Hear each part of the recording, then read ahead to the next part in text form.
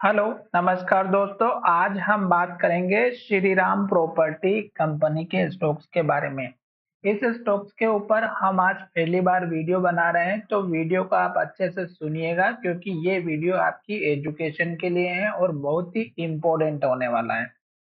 आपको यहाँ पर अगर स्टॉक्स में पोजीशन बनी हुई है तो कल आपको सतर्क हो जाना है क्योंकि स्टॉक्स में कल के दिन गिरावट दिखाई दे सकती है। और दूसरी इम्पोर्टेंट बात, वीडियो एजुकेशन के लिए है ताकि आप समझ सकें कि स्टॉक्स का टारगेट और सपोर्ट किस तरह से बनते हैं और कहाँ तक बनते हैं।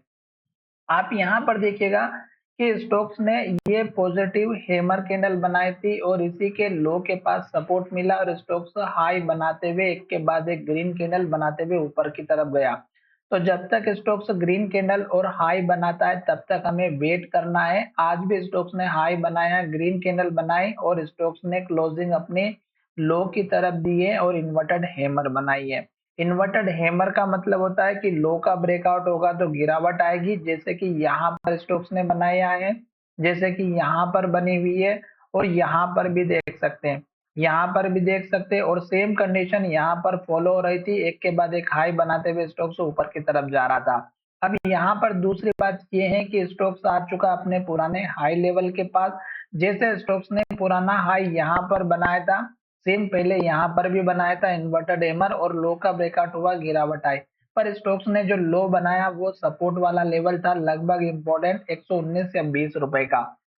तो अब स्टॉक्स का सपोर्ट लेवल जो है आपका यहाँ पर पहला स्ट्रॉन्ग वाला यहीं पर बनेगा, जो मैंने आपके सामने ड्रॉ किया है। अब यही लेवल अगर आप देखेंगे तो यहाँ पर भी बनाए, यहाँ पर भी बनाए, यहाँ पे हाई बनाए, यहाँ पे सपोर्ट बनाए, यहाँ पे हाई बनाए। तो इसकी आपको रेंज लेकर के चलना होगी 118 रुपए से लेके 120 रुपए के आसपास की। तो 118 से 120 के आसपास का आपका क्या हो गया, सपोर्ट का जोन हो गया पहला वाला। ये आपका इम्पोर्टेंट जोन रहेगा। दूसरा, स्टोक्स ने जो टारगेट हमारा पुराना वाला लगाया था, जो स्टोक्स ने यहाँ पर हाई बनाया था, स्टोक्स उसी के हाई के आसपास आकर के स्टोक्स ने गिरावट दिखाई है। तो यहीं से स्टोक्स ने इन्वर्टेड हैमर पहले भी बनाई थी, यहाँ पर भी पहले बनाई है और अब फिर बना दी है।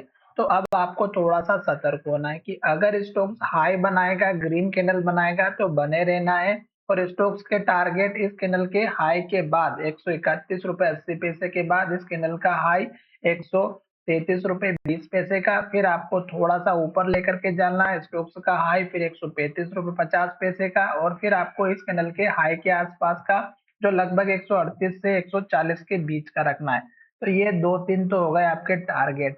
और थोड़ा सा ध्यान ये रखना है कि स्टोक्स ने जो कैंडल बनाई है वो हमारे लिए इम्पोर्टेंट होती है। लो का ब्रेकआउट होगा तो स्टोक्स में नीचे की गिरावट दिखाई दे सकती है। पहला सपोर्ट लेवल 118 से 120 का रखना है और दूसरा सपोर्ट लेवल 113 रुपए के आसपास का इस कैंडल के हाई का रखना है। अब यहाँ पर ये 113 रुपए का लेवल है, ये इसलिए इम्पोर्टेंट बनता है क्योंकि स्टोक्स अगर यहाँ से अप ट्रेंड को फॉलो करेगा तो इस लास्ट का जो लो बना है 9800 का, इसको नहीं तोड़ेगा और स्टॉक यहाँ से ऊपर जाते हुए दिखाई देगा।